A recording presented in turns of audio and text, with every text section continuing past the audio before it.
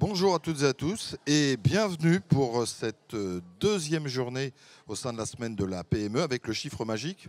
Je l'ai dit hier, je le répéterai encore tout au long de cette journée, c'est 10 puisque c'est la 10e édition de cette semaine de la PME organisée par la Chambre de commerce et d'industrie Seine-Estuaire où vous pouvez venir nous rejoindre bien évidemment si vous nous suivez en direct. Pour les replays, ça sera plus compliqué, mais si vous le faites dans le courant de la journée, vous serez très bien accueillis, qui plus est parce que c'est aussi un anniversaire, on est en fête et on va revenir sur l'ensemble du programme, notamment ce qui s'est passé hier soir. Juste vous préciser que dans quelques minutes vont démarrer des ateliers. Il y a des ateliers business et les thématiques, elles sont là pour accompagner le créateur d'entreprise, le chef d'entreprise ou le passeur d'entreprise en quelque sorte, et à la volée quelques thèmes sur apprenez à vous connaître.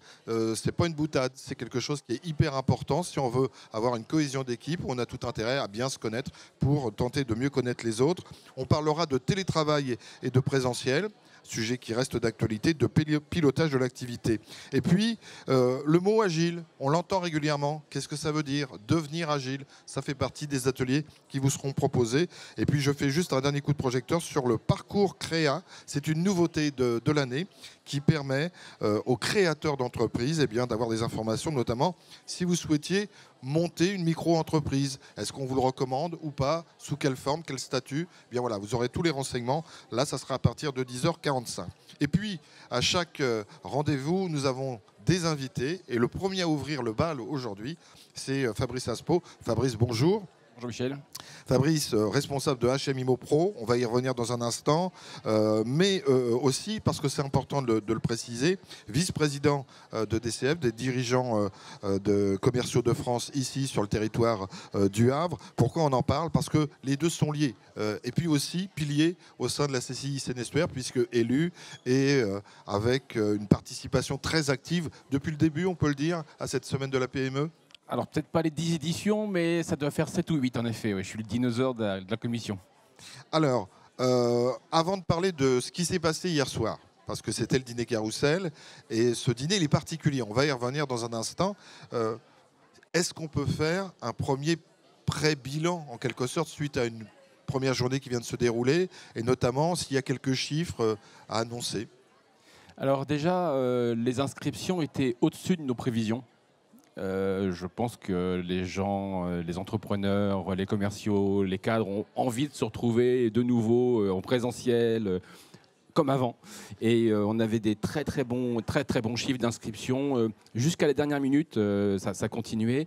Hier, on a été plus de 250 pendant toute la journée à participer aux ateliers.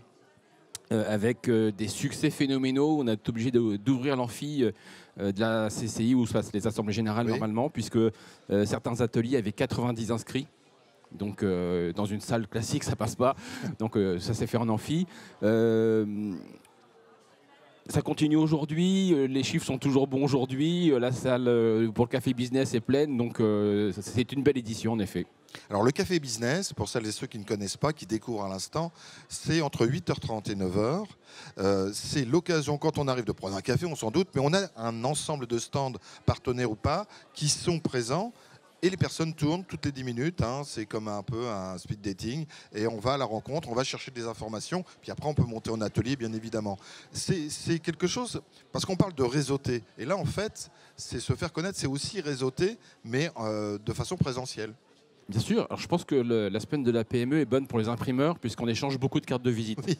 Donc l'innovation cette année, c'est que le café business se passe sur les stands des partenaires, ce qui permet aussi de rencontrer plus précisément les partenaires de la semaine de la PME. Et puis c'est un moment convivial, mais un moment où on échange des cartes, où on parle de son business, on présente ses entreprises, où on exprime ses besoins qui peuvent intéresser d'autres membres présents ici aujourd'hui. Et peut-être les entendez-vous parce qu'on parle pour vous. Il y en a certains qui nous regardent, qui nous écoutent, mais ils font leur business. Donc ils ont tout à fait le droit et c'est prévu pour ça. On revient quelques heures en arrière avec ce dîner carrousel. C'est une tradition au cœur de la semaine de la PME. Est-ce qu'on peut rappeler de quoi il s'agit et pourquoi ce rendez-vous, il est complètement pertinent? Alors le dîner carrousel, c'est un dîner de travail. Alors certes, Oui, alors dit comme ça, on pourrait dire qu'on y va à reculons. non, parce que déjà on mange très bien. Et cette année, on l'a allongé avec entrée, plat, fromage, salade et dessert à table. Et à chaque changement de plat, en fait, on change de table. Alors c'est un travail phénoménal pour le traiteur, mais ça permet de rencontrer une quarantaine de personnes à chaque plat. Non, pardon, une dizaine de personnes à chaque plat, donc une quarantaine de personnes dans la soirée. Et puis on termine la soirée par un café debout pour pouvoir aller voir ceux qu'on n'a pas forcément croisés à table. C'est très bien fait puisque normalement on n'a jamais croisé deux fois la même personne lors des plats, des changements de plats.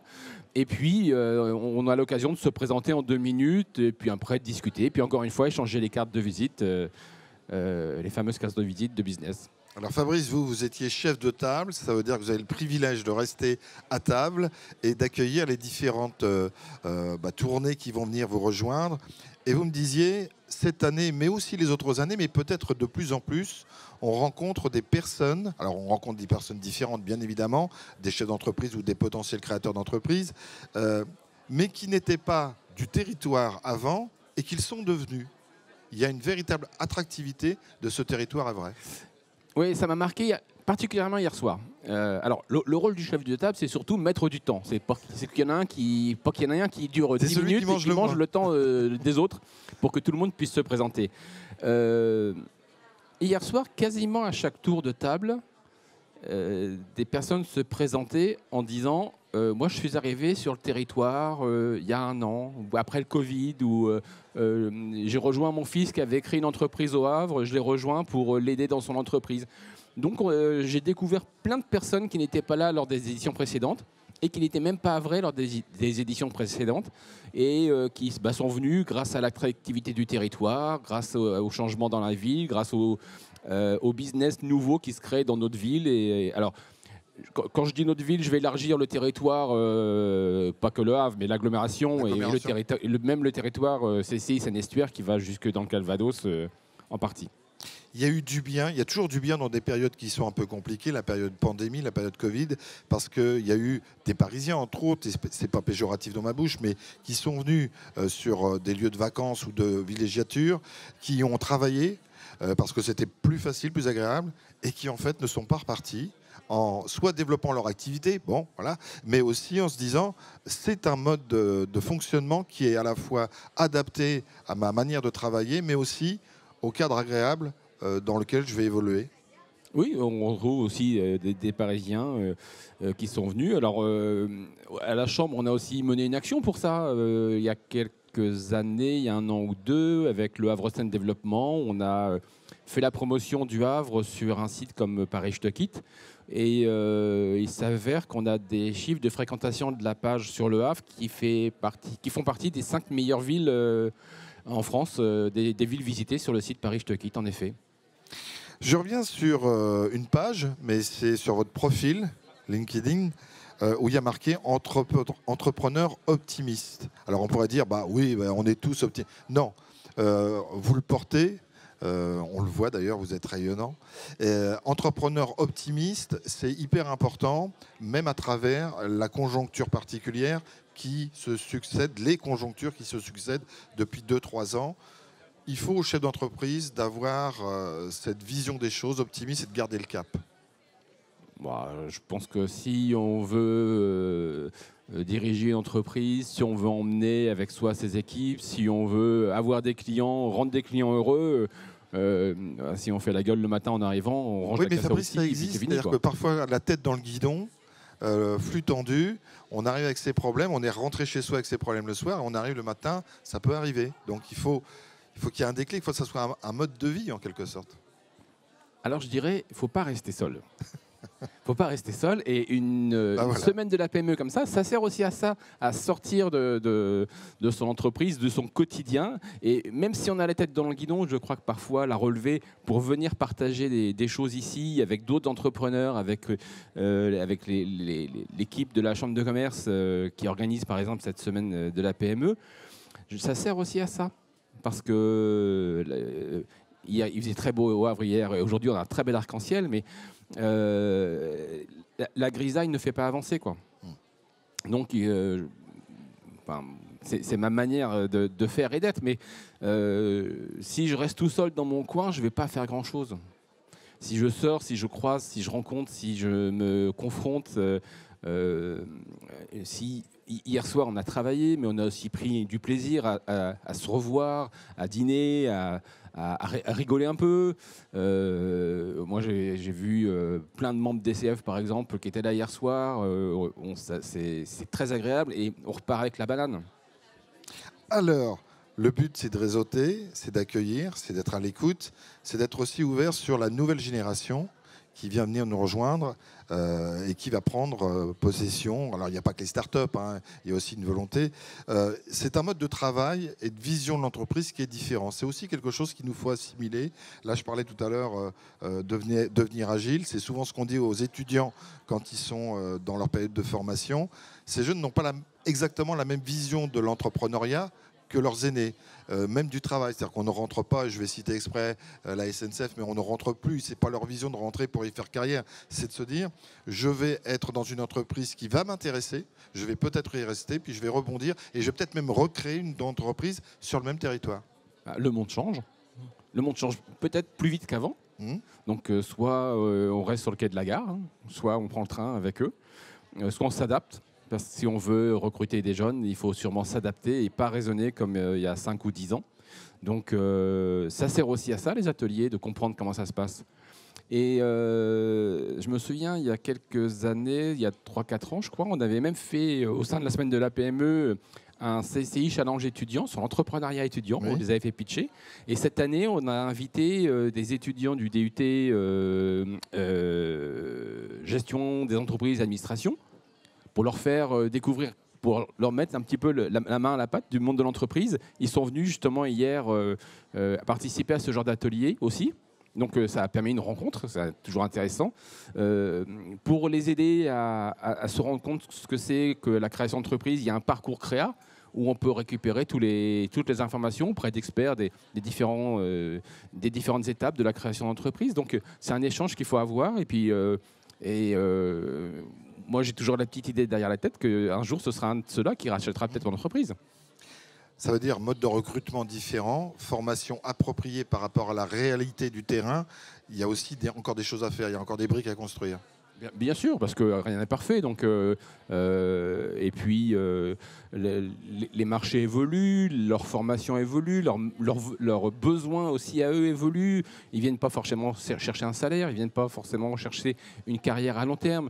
Donc, il faut comprendre ce qu'ils ont envie de faire dans leur quotidien lorsqu'ils viennent au travail pour les aider à s'épanouir. Depuis quelques temps, je dis que, enfin, je ne suis pas seul à le dire, mais je considère un collaborateur presque comme un client qu'il faut servir aussi pour qu'il me donne le service que je lui demande. Fabrice, un petit mot quand même de votre activité chez Mimopro. Rappelez de quoi il s'agit, même si on s'en doute, tout est pratiquement dit dans le titre. Mais comment ça va? C'est quoi le développement? HMIMOPRO est une agence immobilière qui est dédiée aux entreprises. On fait de la vente, de la location de locaux d'activité, de bureaux, d'entrepôts, partout où on travaille en fait. Ça a changé ça par rapport à la période Covid, parce qu'on voit qu'on n'y va plus de la même manière et qu'on restructure un peu les locaux ou pas, non? Je serai en Ile-de-France, je dirais oui. Ouais. Sur l'axe Seine, pas phénoménalement, non, pas beaucoup. Pas beaucoup.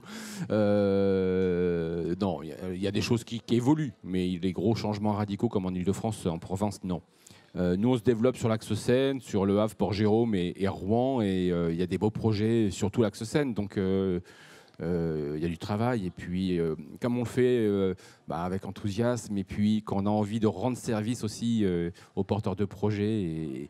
Et un déménagement pour une entreprise, c'est quand même quelque chose de très important. Donc, il faut, je ne suis pas là pour vendre quelque chose, mais pour les soutenir dans leur projet de déménagement en apportant des solutions. Un dernier mot sur cette semaine de la PME, Fabrice Aspo. Ce soir, on va parler d'innovation. Mais la manière dont on va aborder l'innovation, déjà, on innove. C'est original puisqu'on va avoir affaire à Rémi Larousse, c'est un mentaliste. On fait appel à un mentaliste pour parler d'innovation. Compatible avec les chefs d'entreprise? Alors, je pense que ce soir, ça va décoiffer. Je pense que ce soir, on va être un peu bousculé. Et l'objectif de cette conférence qu'on organise, Semaine de la PME et dirigeants commerciaux de France, c'est de repartir encore une fois avec une envie, le lendemain, de peut-être un peu modifier la manière dont on va travailler, de peut-être avoir d'autres ambitions, d'avoir de l'énergie à revendre, d'avoir de l'énergie à distribuer à ses collaborateurs pour que, en effet, on se rende compte qu'il y a d'autres choses encore à faire, qu'on peut encore s'améliorer, qu'on peut faire mieux et que la vie est belle, quoi. On va finir par ces mots-là, hein. C'est sympa, c'est plein d'optimisme, d'espoir. Merci Fabrice d'avoir ouvert ces premiers plateaux télé. Il y en aura toute une succession tout au long de la journée. Le prochain rendez-vous, c'est à 10h30. On sera accompagné des experts justement de BHN Expertise. On parlera en fait de ce qu'ils auront développé pendant leur atelier précédent. On sera accompagné notamment de Gildas Le Guillou et de Thomas Chancel, je pense. En tout cas, ce sera eux qui seront à votre place tout à l'heure. Je voudrais juste ajouter qu'il faut faire un grand merci aux équipes de la Chambre et des équipes de Christelle Rioux. Vous avez raison. Et Maud Revaux qui est présente également sur toute la semaine de la PME parce que c'est quelque chose qui est bien rodé, qui tourne très bien, mais qui demande beaucoup de travail et elles sont toujours là, et ils sont toujours là aussi pour que ça se passe très très bien et c'est aussi leur succès. Bravo aux équipes de la CCI Sénestuaire, puisque vous m'avez tendu la perche. Bravo à l'équipe d'Actua Prod qui produit ces émissions de télévision et qui les diffuse aussi. On se retrouve à 10h30. Vous êtes les bienvenus si vous nous suivez actuellement en direct. On est là toute la journée, donc il faut en profiter. C'est le 10e anniversaire. À tout à l'heure.